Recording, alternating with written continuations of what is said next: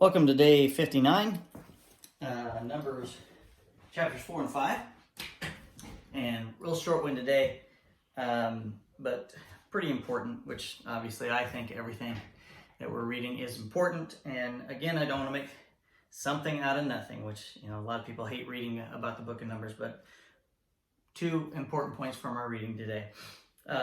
First of all, the colors. And again, we're making a list of the colors to look back over what the Bible is talking about certain colors, and not anything special, but there's some pretty cool things about the colors.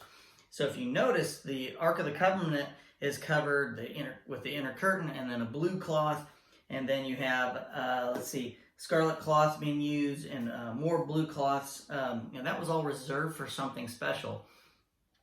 Notice the Ark of the Covenant was covered with the inner curtain, and then a blue cloth over that, and then another cloth over that. And then altar, the bread of the presence had a blue cloth on it. And these are all in the reading verses in chapter 4, verse 6, 7, 8, 9, 11, and 13. So if you have the Ark of the Covenant, and then you have the bread of the presence had a scarlet cloth over it. The lampstand had a blue cloth over it. And the gold incense altar has a blue cloth over it, and a blue cloth over the remaining furnishings of the sanctuary. This I thought was interesting. So this is a different color. They must remove the ashes. This is verse 13. They must remove the ashes from the altar for sacrifices and cover the altar with purple cloth. So interesting that purple is used for the altar for sacrifices. Keep that in the back of your mind as we have that written down on our papers. Hopefully you have your list, because I'm going to put a little asterisk beside that to remind me, because we're going to come back to that much later. And then the last thing, and it talked about the different duties of the three Levite clans that there were. That is what it is. But one of the most important things I thought from this is the purity of the camp and the protecting the marital faithfulness. How very important. I have a list that I made up with 3 columns on it for sex, man and wife, so your husband and your wife, homosexuality, and then other. We talked about that a couple weeks ago. And I put that in the man and wife column, husband and wife column. This whole part of protecting marital faithfulness. Remember, the bride of Christ is going to be united with Christ. The marital faithfulness is not just about you and your spouse. It is about the people that Jesus has called to him, that are his own, that are written in the names are written in the book of life.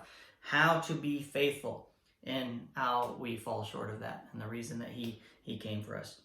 So very important about the marital faithfulness. I don't need to read through each of that. That has its own little specialness to it. But the marital faithfulness, how important that is for the bride of Christ, and the fact that it should be man and woman.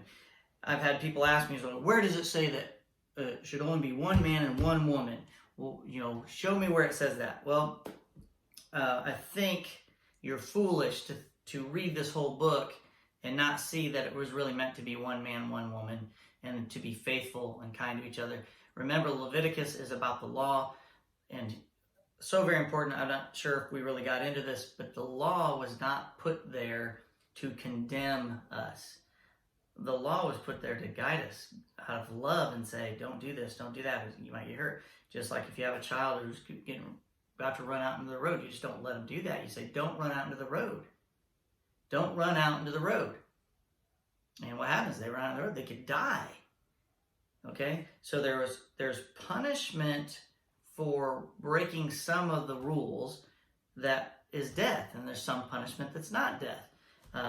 Just like you and your children. Don't do this. It's out of love that you're telling them that.